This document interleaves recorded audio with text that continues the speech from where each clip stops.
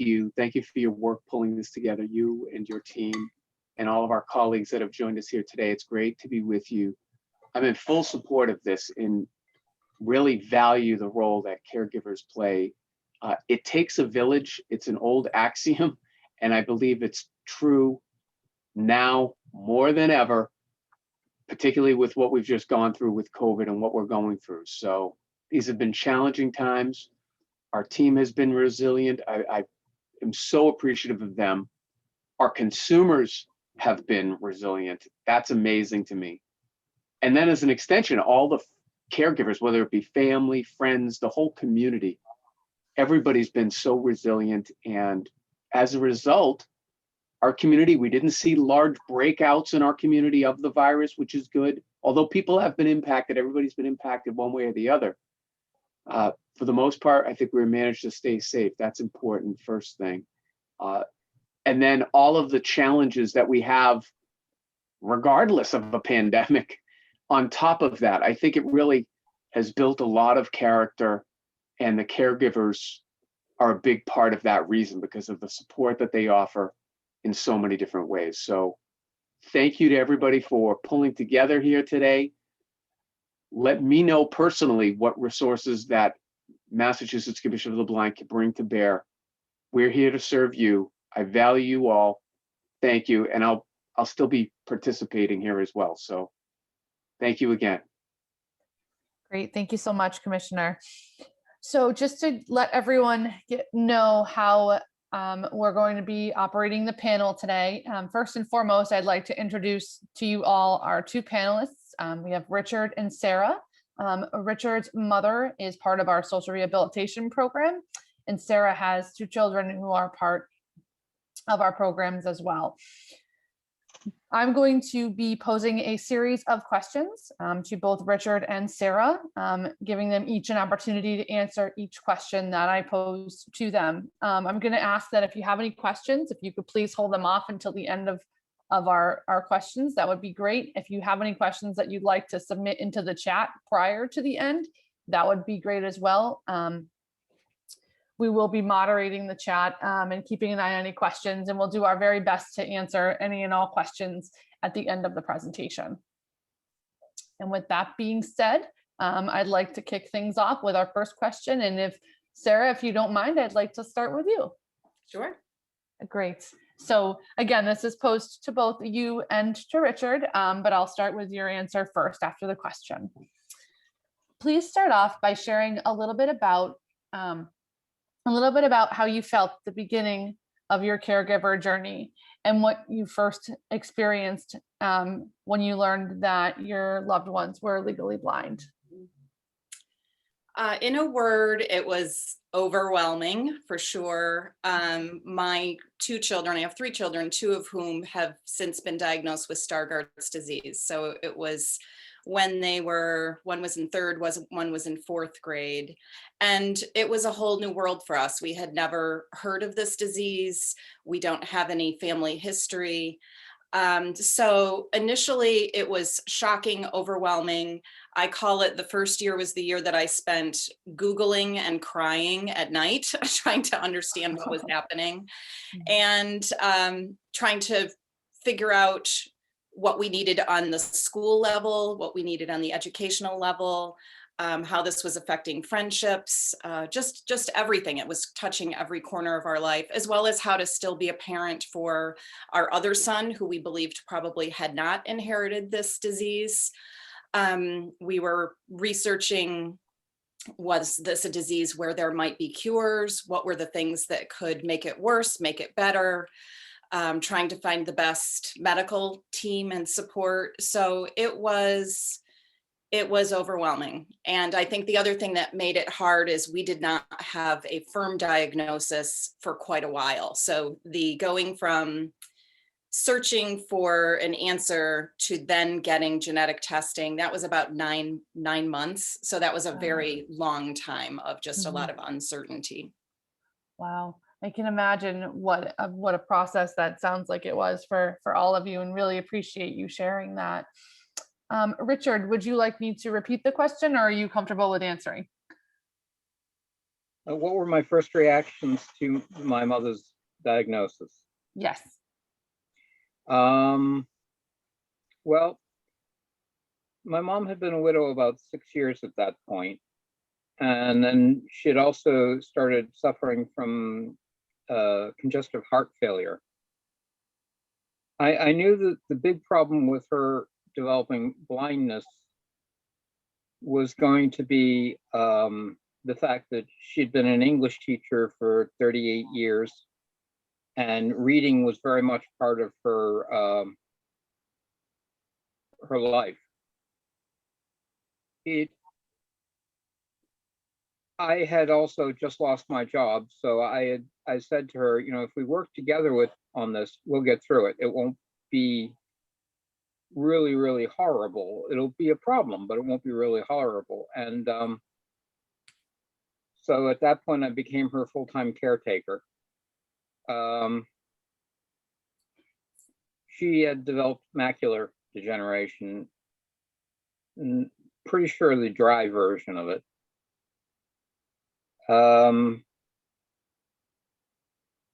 We spoke to the Mass Commission and to Mass Eye and Ear, and were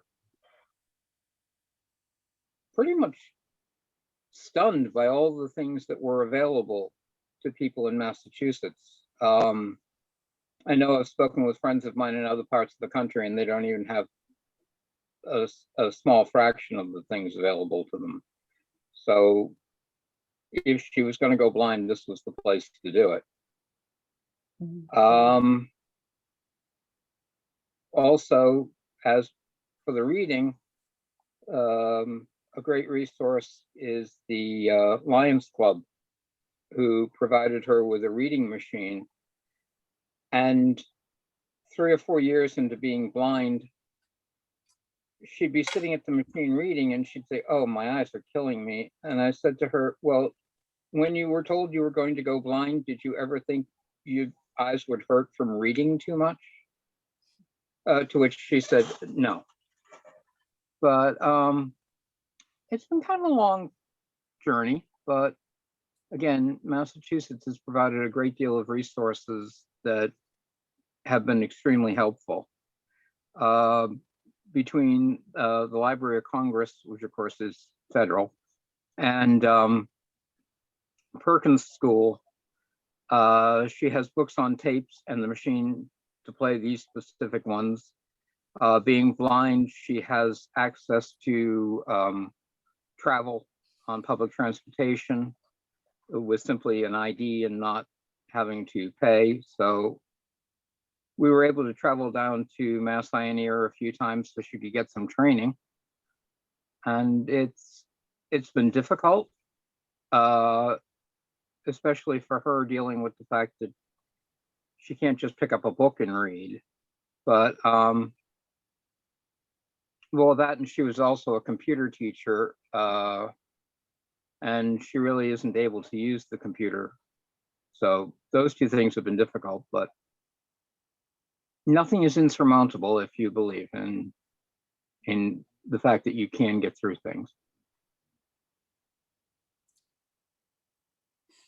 I think that's a great way to look at things, for sure, Richard. And you are correct in the fact that we're very lucky to be in the state of Massachusetts, where there are so many resources available. And as a blindness agency, we are very unique in what we're able to offer to our clients and their families. So we're very, very appreciative and thankful for that.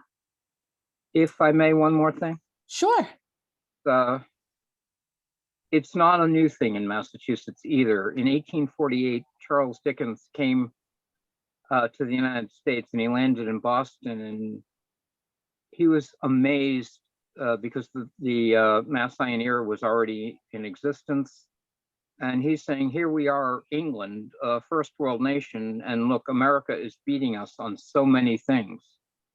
Mm-hmm. And part of it was Mass Eye and Ear and the Perkins School already existing. And there wasn't much like that back in England. Right. Yes. And I'm glad that you mentioned that they have been in existence for quite some time. So thank you.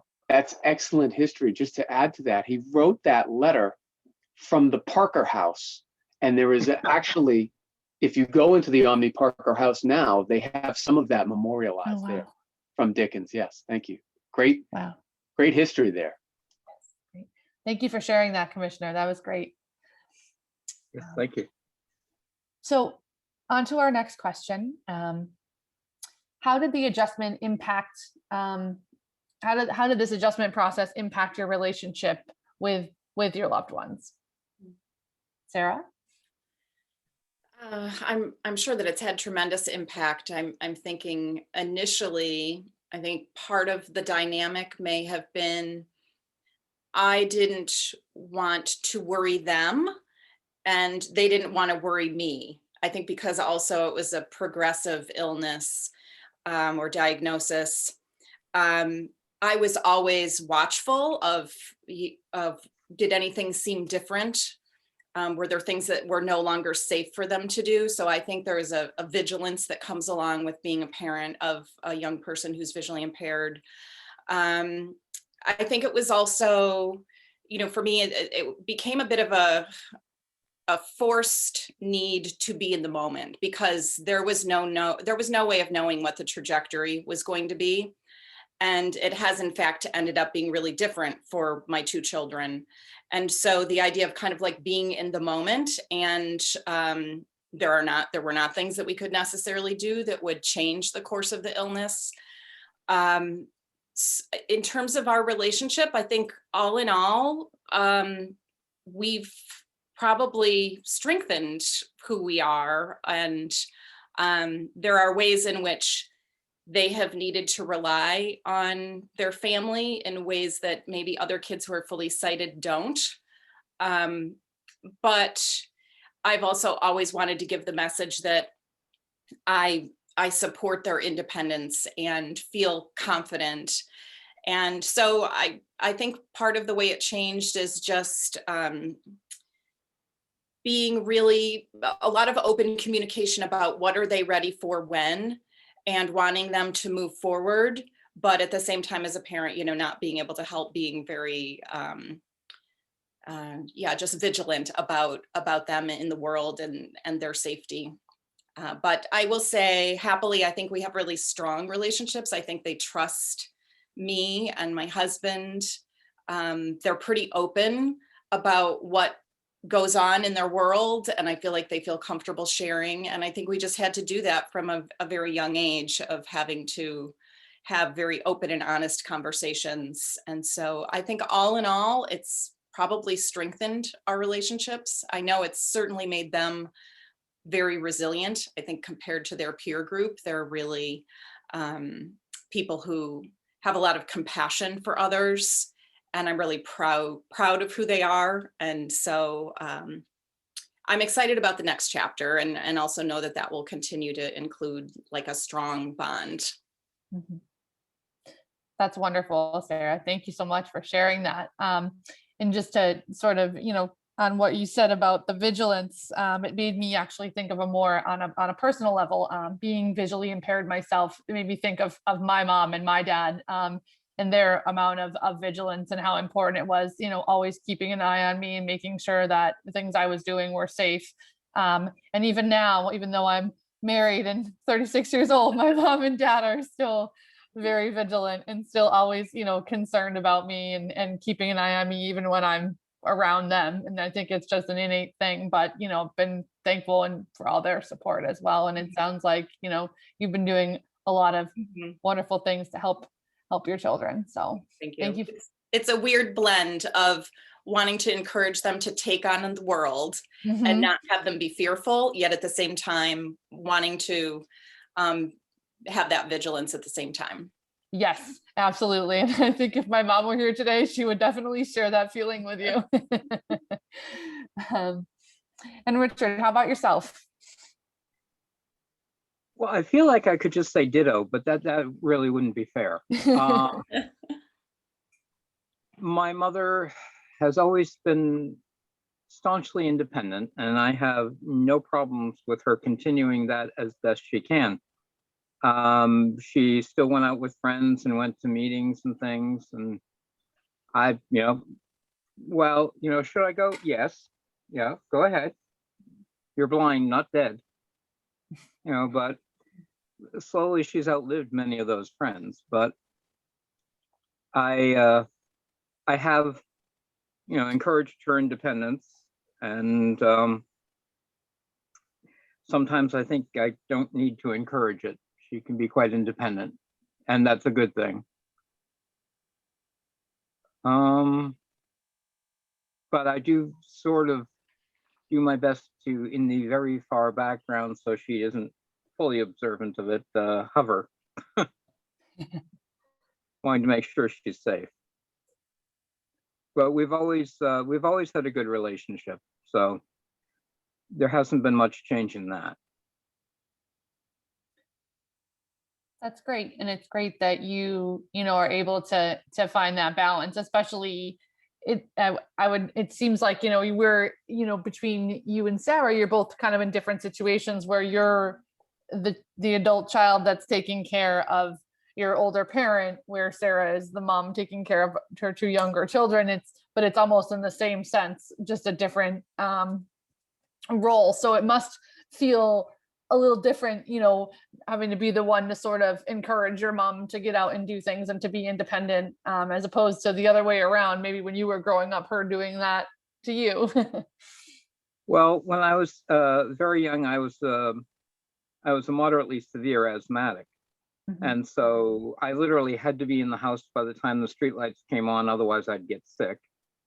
So I have no problem providing as much help as possible to my mother because, well, she and my father took great care of me when I was a kid. So That's great. That's wonderful. So moving on to our next question. And again, Sarah, we'll start with you. What did you find to be the most helpful in the adjustment process with your loved one? Mhm. I think for me, it was, certainly finding out accurate information. It was helpful for me to find other parents to talk to. That was through some, I think, meetings hosted by the Foundation Fighting Blindness. It was the first time that I ever connected with another parent. And I think to see parents who had kids who were a little older who were able to say it's going to be fine, like that was a message that I needed to hear from somebody. Mhm. I think the other piece that was helpful in the adjustment was partnering with the school system. And not that there have not been bumps along the road, but when we have found those, I think we just have tried to find ways to address that. And so I do feel like that's been really important, just to have that partnership with the school. And I do hear other stories like Rich was saying, of times when it's not working well at all in other parts of the country, or even other school districts in the state. So that feels like it's been a blessing. I think part of the adjustment also has been letting them continue to live their lives of, like, they have different interests and they have different friend groups. They're close in age. They're only 18 months apart, but just recognizing that I wanted them to be able to spend time doing the things that they were most interested in and trying to foster that for them. And I think the other piece is, in some ways, letting them make the decisions about what was good timing. For example, for those who may be less familiar with Stargardt's, it's a juvenile form of macular degeneration. And there are people that I've met who have a very mild form where, they're reading 20/80 on the eye chart and need a little magnification. And then there's people who have very advanced forms of this disease, and it's pretty different for my son and daughter. But one of the things is I felt like they needed to have some control in this situation. So they've been part of their IEP planning meetings for a long time. They've done meetings at the start of the year with their teachers to be able to educate their teachers about what their vision is like, and have little PowerPoint slides that they run through, and they explain what their technology is. And for both of them, because their vision has deteriorated, it came a point where they had to use a white cane in school.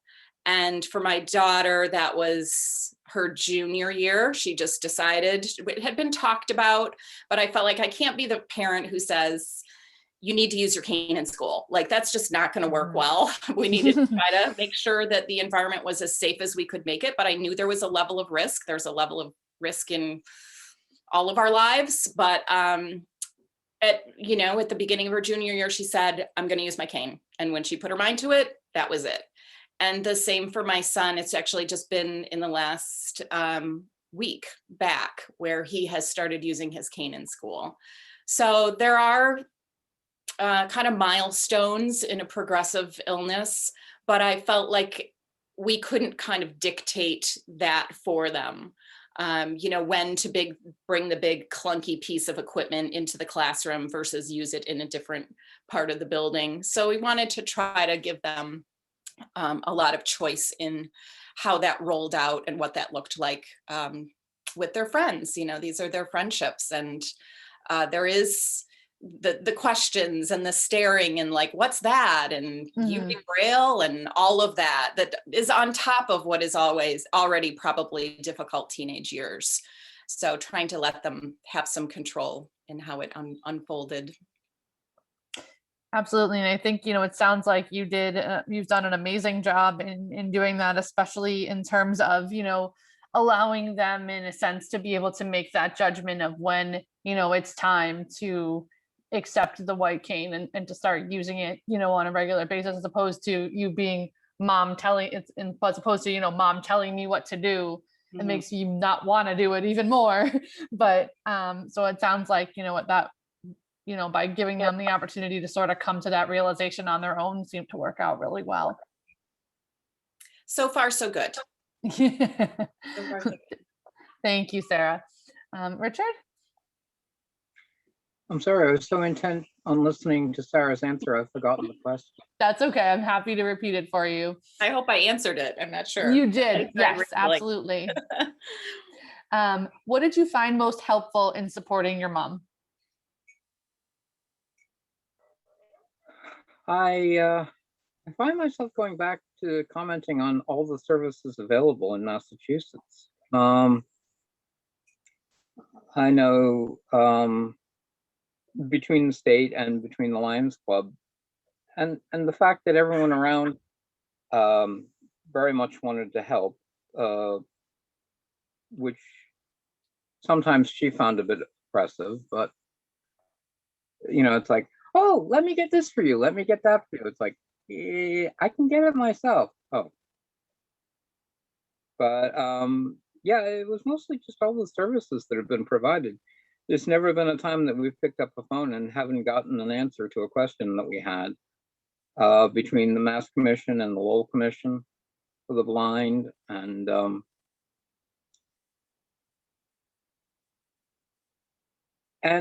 knowing other people that had similar experiences, so we knew what routes they took. So.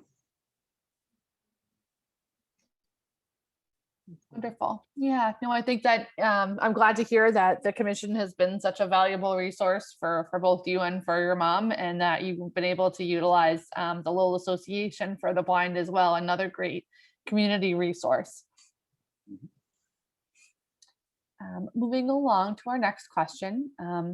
Sarah, are there any things that you may have done differently? I was thinking about this question. I think parents in general live with a whole lot of guilt and regret and worry that they didn't do the right thing. So I'm sure that there's a backdrop to that. I think the thing that, and I still don't know that I know the answer to this, but one thing that was really hard for me was to try to determine, when do we talk more openly about the course of this illness and this disease. And I think I spent a lot of time initially, probably with some denial of, maybe we'll have the version where their vision is, 20/70. And it was hard to know as a parent when to have the conversation about the alternatives to that. and the fear around that. So I'm sorry for tearing up here. No, Glad I that's brought my okay. little tissues. It was just hard to know how honest and open to be with, a kid who's 9. And we've obviously all figured it out by now, but I think that's part of the one thing that I've always wondered about looking back. And, the timing of today is interesting because my daughter, Elena, she's 18. And so she was diagnosed about 8 years ago. And today she's in California. She flew to California by herself on Sunday, and she is meeting her guide dog today. So she is the person who very much wanted a guide dog. And so there's a point at which the information comes out, we figure out what the reality is. And then, she's been able to kind of make the decision about what's right for her. And really, I think owning her identity for the both of them, their identity as visually impaired teenagers, and needing to kind of claim that. And so I think that's part of what I've wondered about over time, of how the unfolding of those conversations over time. Was that too much too soon? Was it not enough? Did we kind of layer this with denial for too long? I can remember like when we first realized we could have services from the Mass Commission for the Blind, and that the first person came over to our house, I was afraid of the B word, very honestly. I'm like, they're the Mass Commission, or that's Perkins School, not Mass Commission for the Blind, or the Perkins School for the Blind. It was hard to know when to go there. And that was part of me needing to educate myself and all of us to kind of figure it out along the way. Absolutely. Thank you so much, Sarah, for sharing that. I can imagine, obviously I'm not my parents, and I can imagine that they probably felt some very similar feelings in trying to figure that out. I mean, as a child, I think, you just don't understand either, just not, you know that there's something going on, and how is this going to affect you, but you try not to, you just figure that it'll be okay.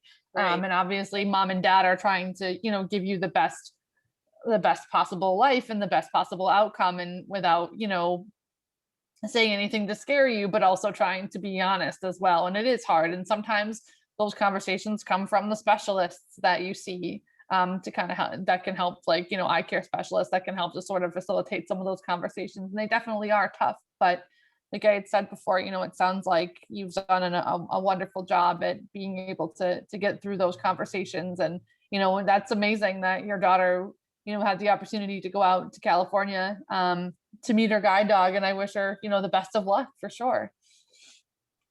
She's thrilled. And Richard, is there anything that you feel like you maybe would have done differently with your mom? Overall, no, not really. She became blind when she was 80, so it was a case of, there was certainly some denial on her part, but we worked through that fairly easily. I have to say, I've always considered myself one of the most fortunate people. Usually when your parents get to an age where they shouldn't be driving, they fight like crazy to keep the license. The eye doctor said to my mother, "You're not still driving, are you?" And she turned immediately to me and said, "Take me to the registry. I'm turning in my license." So I was very fortunate, but I don't think there's a lot I would have done differently. It's been a learning experience for both of us, and we've gone along learning together. So Yeah. I think that's about it. Yeah, and as a social rehabilitation counselor, as a case manager, myself, working with the older population, you are correct. It's a slippery slope to navigate, as far as, there are clients who are, accept the fact that they see that there's this change happening in their vision, and that it's no longer safe for them to be able to drive. And they need to turn in their license, and that's really, really tough. And some folks can adapt to that change a little bit easier than others. And then there are other folks who just have a really hard time. And I think it's great that your mom was able to, recognize that, as hard as I'm sure it was for her. But to recognize that she had to move forward in that process. And it was great that you were there to support her through that and support each other through that process. Well, it's interesting. I didn't know this before that appointment, Mhm. but she had gotten to the point she could see the red light, she could see the yellow light, she could not see the green light. So she was very hesitant about moving out into an intersection. So she knew there was a problem. Right.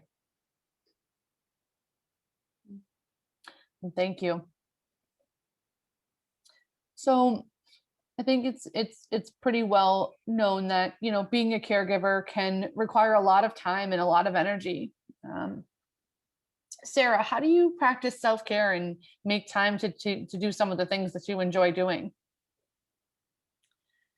I wouldn't say that I'm a leading expert on self-care. I have to really remind myself about this.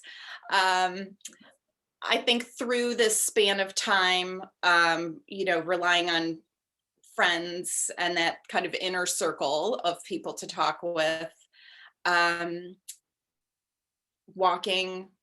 We have 2 little dogs. In a couple weeks, we'll have the 3rd dog here with us, but, getting out and walking my dogs with friends.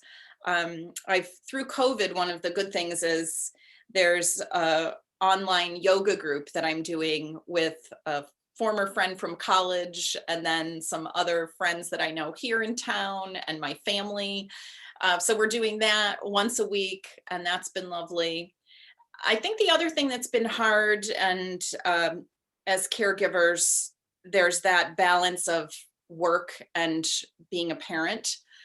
And I felt for myself that I had to keep working. I could have easily said, this is overwhelming. We have 2 kids that have this brand new diagnosis. I can't do this anymore. Luckily had been, have flexibility with being a business owner, but I just felt like I couldn't give up working because I needed some distraction and there to be other parts of my life that were beyond just trying to figure out how to be a mom to 2 kids who had this new diagnosis. And I felt like that in some ways that might have been good role modeling too. So I found the way to balance that as much as I could. And just kind of caring for myself. I mean, I think the first year it was a low moment where I don't think I was probably functioning that well. And, I sought help. I found people to talk to. And so I feel like I've done okay if I look at the long arc of it, but on any given day, there's, some hard days, and just try to go back to the basics of being with the people that I love, and being able to talk and getting some exercise, taking care of myself. So That's great. And I think it's only natural that everyone goes through, those days that are harder than others for one reason or another. But it's great that you've got some great outlets to help you to channel some of that energy. mhm. Richard, how about yourself? Well, I have to say, like Sarah, I'm not the best at keeping track of myself. I've had a lot of hobbies for years that didn't require being far away, so I did have to give up a couple of minor hobbies, and I have maintained 2 part-time jobs through the whole time. But yeah, I always find myself saying, okay, what do I need to do for mom? And then what's left and what can I do for myself? But most of the time it's more concerned about what to do for her. Mhm. Do you have any hobbies that you are currently pursuing on the side? Oh yeah. Um, I've always been interested in model railroading, and I'm getting ready to build a layout. I've always been interested in model building. I make rosary beads. working. Of course, that was funny. I started making rosary beads, and my mom started with, "Oh, good. While you're at it, make a necklace for so and so. Make some." I said, Wait. I wasn't doing jewelry." "Well, you are now." "Oh, okay." But so I have a lot of small hobbies that don't take up a great, well, yeah, they do take up a great deal of space, but they're things that I can work on a little bit at a time and still pay attention to mom and still keep interested. I also read a lot, so Mhm. Well, that's great. It sounds like, you've got a good balance going on there. hmm. Great. And for our final question, Sarah, what advice could you offer to other caregivers, maybe those that might be new to the blindness community? Mhm. Deep breath. It's a moment in time. It can be overwhelming at first, but it does change as you learn more and as your loved one kind of finds their way. And there's not a perfect way to script it or anticipate. You just have to, I think, kind of, it's like being in the river and just letting the water carry you, and you learn as you go and you seek out the support around you. The support really does exist. That was what was for me. It takes a while to understand it all and to see how these different things intersect of what does a Mass Commission caseworker do and what's a TVI do and an O&M. Like it is a whole world that you enter into. But that's the good thing, is that there is a backdrop of support that's already created. You just have to enter it and learn as you go. And you'll find that certain pieces are more important at different points along the way. But it is all there and available, and including other parents who've likely been where you are or have had a similar experience and can sometimes offer little tips and hints. I'm remembering with Elena, she was having, or I think it was Brendan, having a difficult time in math, where he was in an advanced math class and the equations get longer and longer and longer, and he couldn't read his own writing and couldn't keep it all on one page. And so it was a parent of another child who said, "Oh, my son uses a big whiteboard in his room." I'm like, "Well, we can do that." Like, there's a solution. There's a lot of problem solving that goes along, I think, with having a vision impairment and creativity. And there will be people who can give tips and hints along the way, that you don't have to do it all on your own or feel like that it's too much. It is too much. And there are people who are better at figuring these things out than you will be. So lean on them. I would not know how to keep my kids safe when interacting in the subway and crossing streets that are busy, but there are people who know how to do that. So I think that's that piece of just relinquishing the fact that the thinking that you have to know it all or do it all, but more so just start leaning on the supports and resources that are available to you. Great. Really wonderful advice. Thank you, Sarah. And Richard, what advice would you offer to other caregivers? Well, the first piece of advice is simply that nothing is beyond the scope of finding an answer for, especially with the resources in Massachusetts. And don't be afraid to ask. Too often you find people that don't want to ask, like, well, how do you deal with this? How do you deal with that? Don't be afraid to ask. That's why places like the Mass Commission and the Lowell Commission are there. And it's just really comforting to realize that so many people are there to help you. So. Absolutely. And again, really valuable advice as well. Thank you very much, Richard and Sarah. And thank you both for all of your answers. It was wonderful to hear from both of you. And at this time, I'd like to open it up for questions. Kate and Samantha. Yeah, so this is Samantha. I'll go ahead. I did get message, a private message that said, outside of MCV, are there any other community supports that you have found helpful?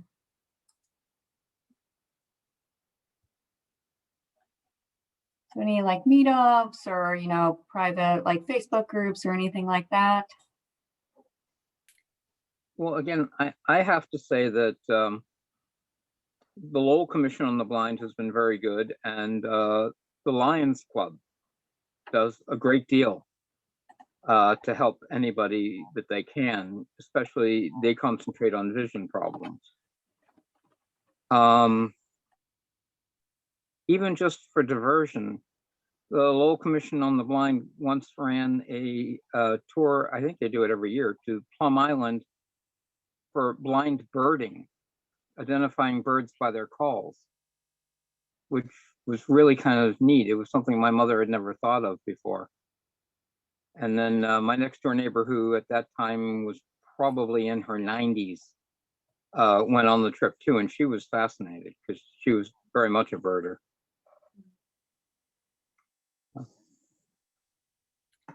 I would say some of the other services that have been helpful. I'm sure there's a Facebook group for everything, but there is one for parents of Stargardts, kids with Stargardts, and it's people across the globe, and people share information with one another. That's been helpful. I didn't discover it until a few years into the journey, so I feel like now I'm able to contribute more. But every week there will be somebody I've just came back from the doctor and I've never heard about any of this and I'm overwhelmed, and so to be able to give back feels important. The other piece that's been really, really amazing for my kids is Polis. And I'm not going to be able to remember what it stands for, but they have, it's a nonprofit that I believe is based in Massachusetts. And some of the folks from the Mass Commission, I know Mayanne was really helpful in getting this started, but it's a blend of some social support for kids, teenagers in Massachusetts who have vision loss. And they also do some shadowing of people in different jobs or have interviews to be able to learn about different careers. And then now during COVID, they're having more Zoom meetings, but they'll have different topic oriented things that are around interviewing or social skills, or I think last night's was around dating as a visually impaired person. So there's been a wonderful community that has formed that has been tremendously helpful. They've made friendships there and have gotten a lot of skills and resources. And I think it's helped them to understand and kind of navigate career and thinking about career. It's the Envision Success Program is what it's called, ESP. So I would encourage anybody in Mass, if you have teens who are visually impaired, to become a part of that. And I think the other thing that has been helpful is the Carol Teens program my daughter did in the summer. And they both did some cooking programs through, I think that was through Perkins. So there's a lot out there, and it's just kind of hitting the right thing at the right time that really meets the interest. But those are some that have been really helpful for my kids. Thank you both so much. I think that's really helpful for, all of the parents or children out there to be able to learn about better supports for their loved ones. It looks like I have one more question here, and I just want to remind everyone as well that you don't have to just private message. You can also type in the group chat there. But how do you and your loved one communicate about their blindness? And we can go ahead and start with Sarah here if you have something in mind. Yeah. At this point, it's become just a normal part of our life and our communication. I think, honestly, there's a lot of humor right now. The other day, my son came downstairs. My other son's girlfriend was visiting, and I don't think that he knew that she was there. And like, oh, Brendan, I wanted to let you know Carson's here. And he's like, oh yeah, I missed that. I'm blind. He does, like, it's just part of our world. I think that it just, you sort it out, it changes over time. Taking the lead from them. I don't think I was cracking jokes early on, but I noticed that this is more comfortable for them, that it just becomes part of normal life, and we're out walking, and this won't happen as much when Alina has her dog, but the low-hanging branches, like I just now intuitively know what I need to look out for, and reminding her of. And we also have a lot of conversations sometimes about, did I do that right? Should I do this? Is that helpful to you or not? And I think that that's probably a good conversation at any point, just checking in about how can I be helpful to you? What do you need from me? And taking it from there.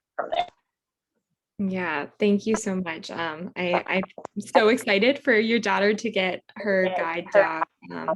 That will be wonderful.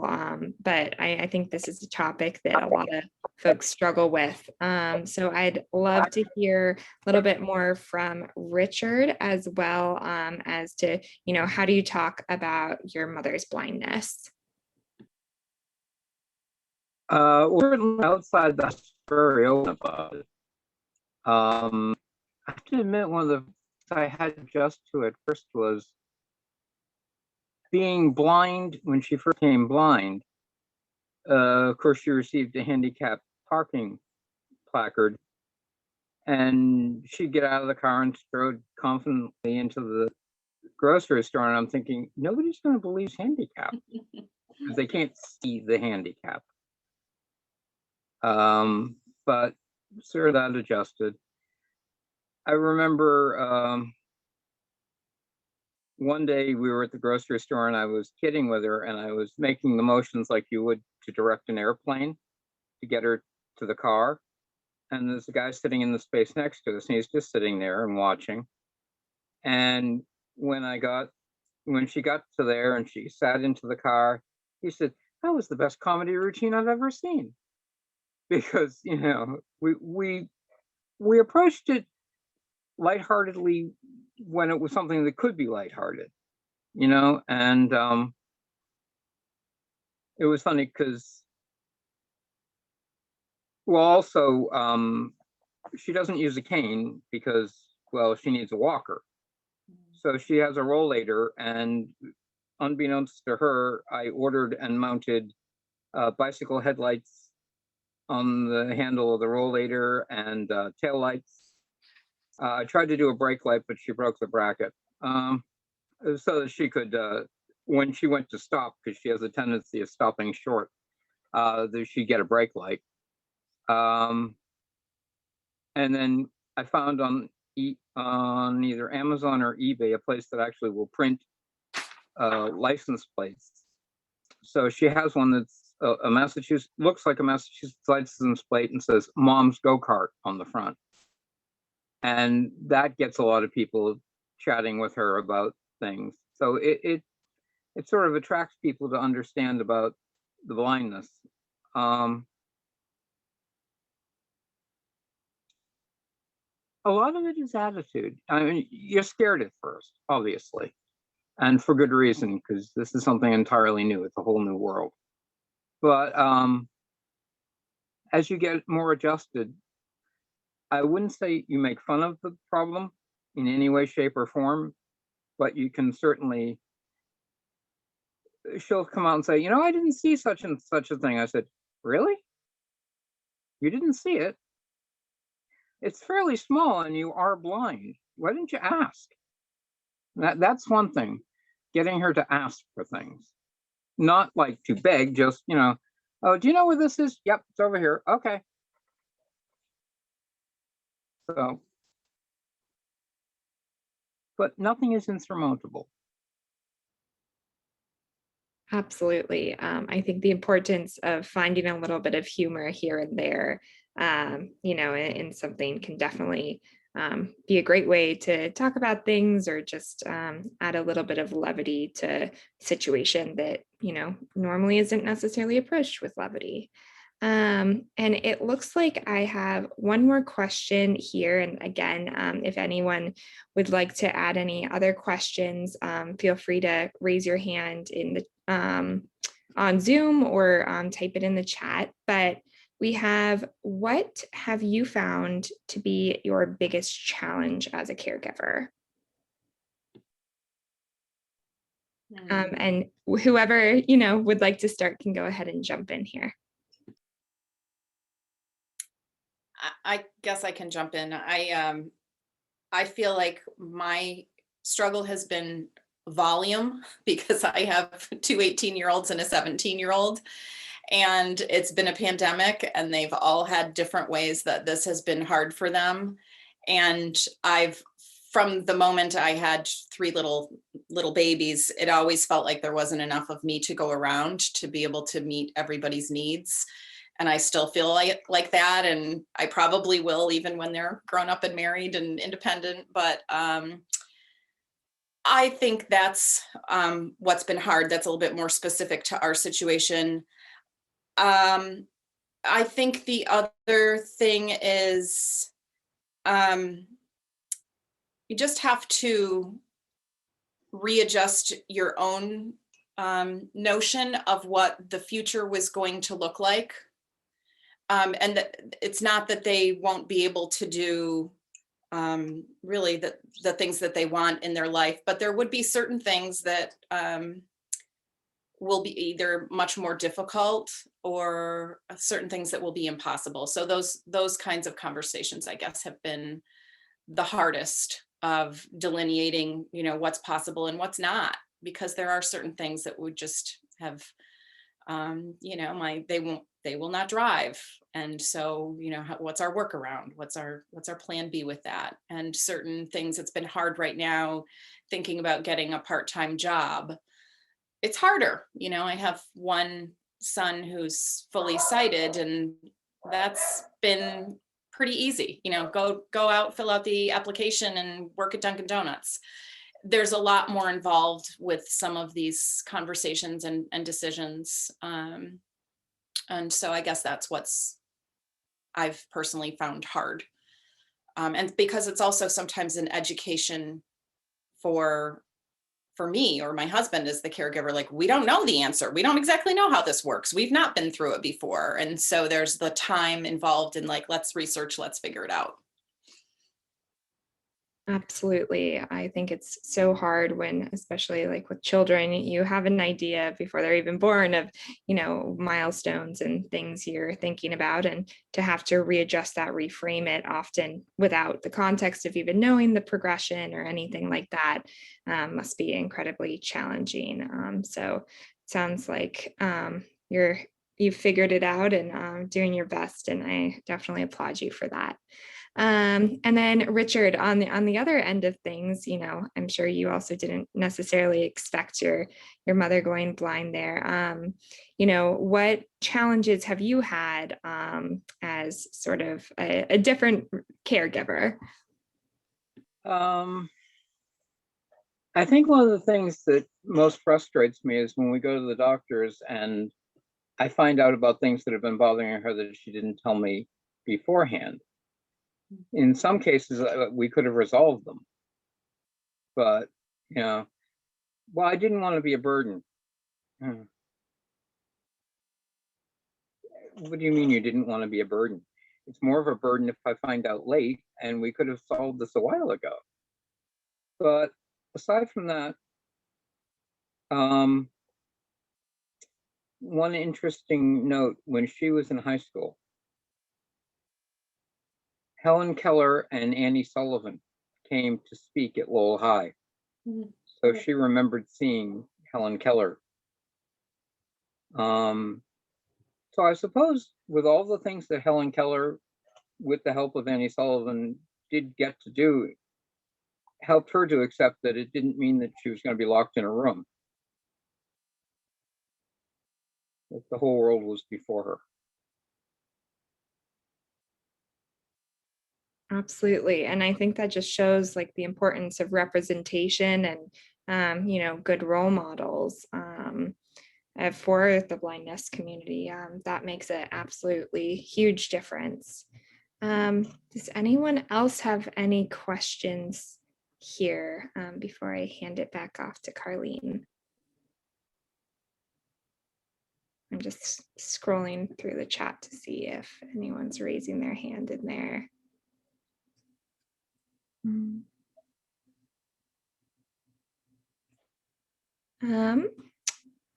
I think looks like that's about it. I will go ahead and hand it back to Carlene to wrap us up here. Great. Thank you so much, Kate. So with only a minute or two left here, I just want to take this opportunity to again extend my tremendous thanks to Richard and Sarah for joining us today as our panelists and you know, taking this opportunity to really share into your personal stories of how you've you know, helped your loved ones to adjust to their blindness and how you as a caregiver have adjusted in that process. And I think that, you know, you've given us all some really valuable insight. And again, it's much appreciated. And thank you to all of you out there on Zoom for joining us today. And I hope that you will take advantage of some of our other sessions coming up later this week. As Carla mentioned, tomorrow we'll have some folks from the Perkins School for the Blind, people from the Carroll Center on Wednesday, Mass Association for the Blind on Thursday, and Dr. Malkin from New England College of Optometry on Friday. So hopefully I look forward to seeing some of you in some of our other sessions this week. And I thank you all again for your participation and hope that you enjoy the rest of the day. Thank you, everyone. Thanks, everybody. Thank you. Good to be with you.